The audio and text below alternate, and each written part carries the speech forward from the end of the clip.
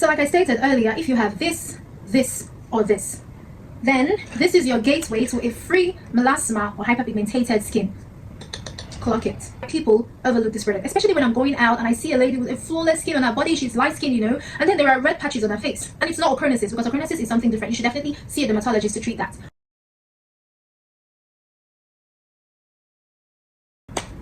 Hello my fellow millionaires and dollars, welcome back to my YouTube channel. So today I'm going to be talking about how to treat this, and this using a very simple and underlooked or overlooked product. But before I go further, if you're watching and you're not subscribing, kindly click on the subscription button below, like my video, comment on my video, and share my video. I'd appreciate that. All right, let's get into it.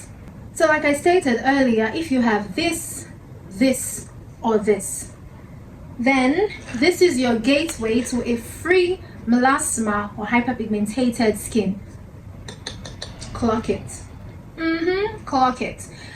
This particular combination is something that I have not seen any influencers speak about, probably because they do not know about it.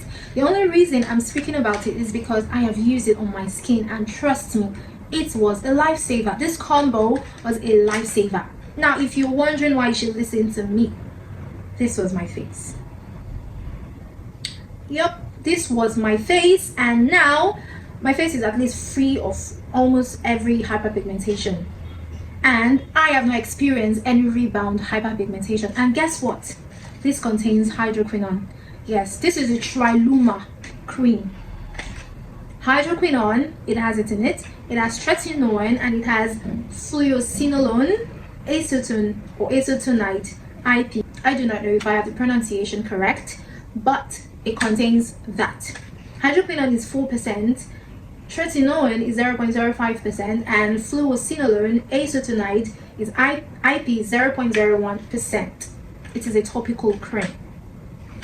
So I know that many of you have talked about how hydroquinone is the enemy, and when you're done using it, your hyperpigmentation comes back 5 times faster.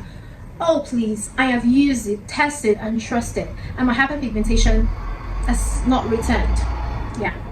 Although I did make a video about my journey with hydroquinone, and it's on my page. You should go through it. You'll see how to use hydroquinone correctly, and trust me, your hyperpigmentation will say bye forever. So let's get into it. So let's talk about how I have incorporated hydroquinone in my skincare routine, and the results stayed. Yeah. So if you want to treat melasma, I would need you to thrash your product that you've been using that contains AHAs and BHAs. Yeah, trash it. If you're using this or this, I have nothing to tell you other than throw it in the gutters and never go back for it, because that is ruining your skin more and more. So the best treatment for melasma and hyperpigmentation, sometimes not acne scars, hyperpigmentation, dark spots. If your skin looks like this, then you definitely need hydroquinone in your skincare routine. Clock it. I'm saying this clock it because of a particular video. I don't know if you guys saw that video. Clock it, clock it, so that particular sound has been living rent-free in my head. Apologies for the digress. Now let's continue. Now, aloe vera gel contains aloe vera gel, basically 99%. And aloe vera gel helps with wound healing, sunburn soothing. It also helps to calm irritated skin, and also helps with redness. And that's why I do not get why people overlook this product, especially when I'm going out and I see a lady with a flawless skin on her body. She's light skin, and then there are red patches on her face, and it's not ochronosis, because ochronosis is something different. You should definitely see a dermatologist to treat that. When you see melasma or redness of the skin, aloe vera gel would do justice to it if you use it correctly. So I'm going to be talking about 2 ways of incorporating hydroquinone in a routine that contains aloe vera gel. So we have different variants of hydroquinone. All you have to know is, as long as you're using hydroquinone correctly and you're not using more than the required dosage, then you're good to go. Hydroquinone that you're using should not be more than 4%. That means your face moisturizer should not contain hydroquinone, because if you're using a treatment-based product with hydroquinone 4%, then you do not need any other product that contains hydroquinone, because there is a way you would just start using and overusing hydroquinone without actually knowing it. Now imagine you have hydroquinone in your skincare products like this, maybe your face cream, and then in your treatment you also have this. Let's say in this one you have 2% hydroquinone, and in your treatment you have 4%. That's basically 6%. You're actually overusing it. So you have to use hydroquinone not more than 4%. So the two methods are, the first method is the buffer method. The buffer method is a situation or a practice where you use aloe vera gel as a barrier protection guard. Yeah, if you're not using toner, let's say you cleanse your face and then you wait for it to dry, you go over it with aloe vera gel, you wait for it to dry, and then you apply your hydroquinone. We have the Ambifade, we have this, and we have the Triluma, which is the one I've been using so far. So basically that's what I did.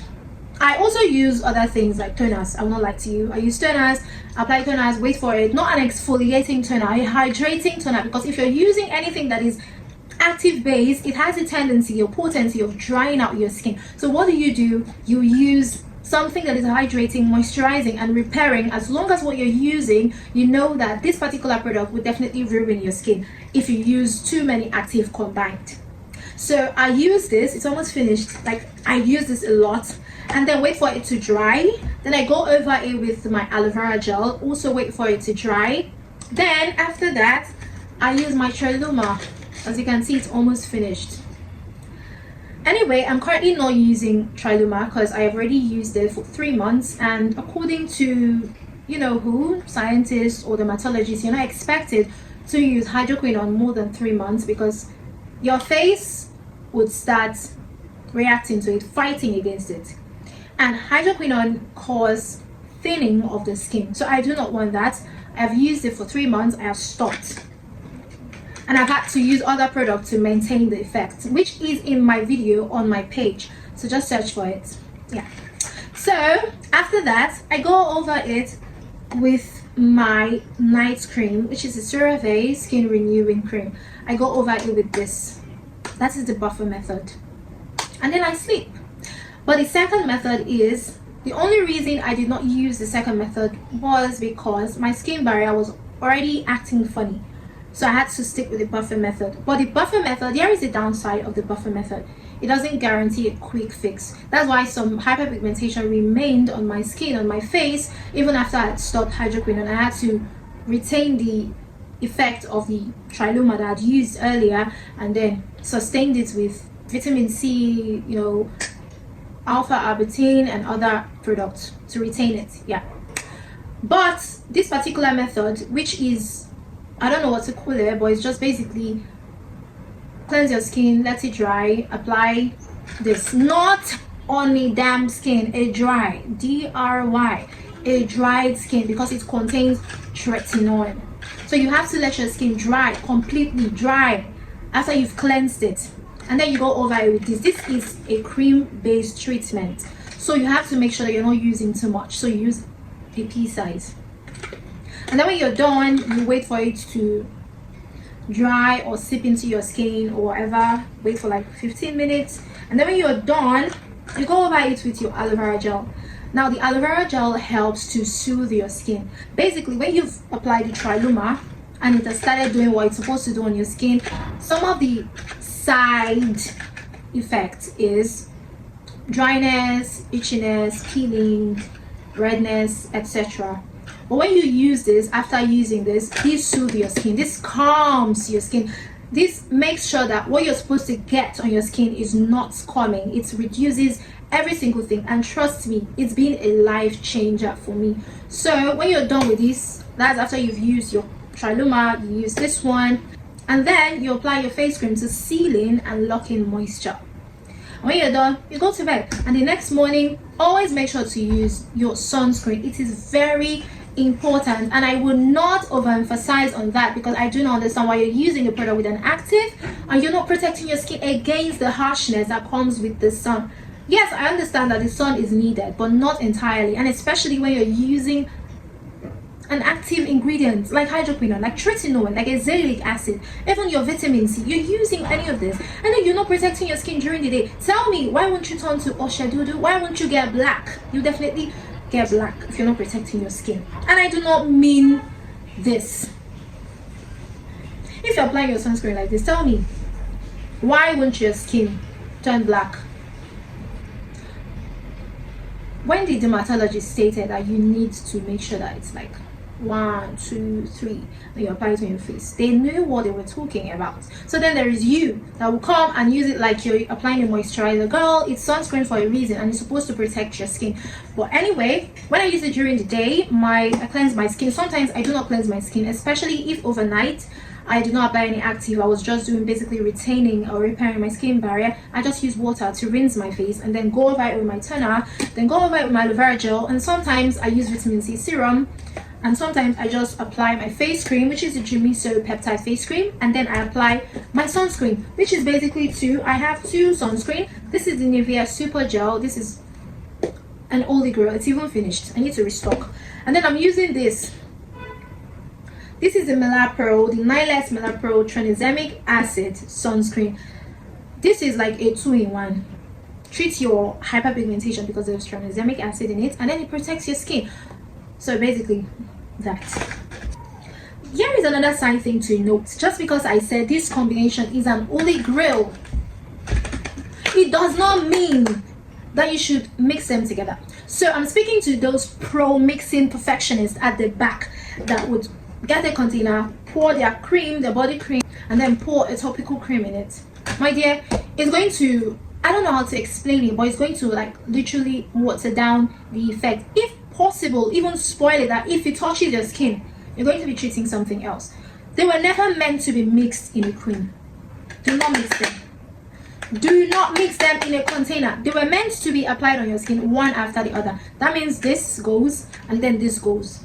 And then there is a reason why you do not do it immediately, like apply this and then apply this immediately. There's a reason why you have to wait for like 5 to 10 minutes. So why are you mixing both of them in a container? Be guided. Be guided. So when you're done using all of that, the aloe vera, the triluma, hydroquinone from Ambife, this or this, when you're done, it should not exceed 3 months. And when you're done, you keep it, and then you start retaining the effect of it by using vitamin C, niacinamide, alpha-arbutin, and many other variants. But if you think that some people are lucky when it comes to using hydroquinone, they do not really need to go over that procedure, because skin differs. But if you want to prevent hyperpigmentation rebound, please start using those active that I told you earlier to keep at a corner or an arm's length. Okay. Alright guys, we've come to the end of this video, and if you're watching, thank you so much for watching all the way through. And if you're here for the first time, I am Felicity. That is my name, of course, and I make content that are based on the skin. So basically what I do is make reviews about products that I have used or practices that I think will be helpful to you, as long as I've done them and it was helpful to me. And note, if I tell you a product works for me, it didn't work for you, it's not because I lied or something, it's because our skin differs. That's one thing people need to understand. There are products that I've talked about that did not do well for my skin, but people in my comments were talking about how it made their skin feel flawless and many other things. So that is the idea. I also make recommendations based on my exposure when it comes to skincare, especially when you do not know your skin type, if it's normal, combination, dry. If you're on this table, go through my page. I have made a video, a very detailed video that talks about how to know your skin type. Alright guys, thank you so much if you have been watching, and we've come to the end. Do not forget to share, like, comment, and also click on the notification to get notified when I drop a video. Alright guys, bye.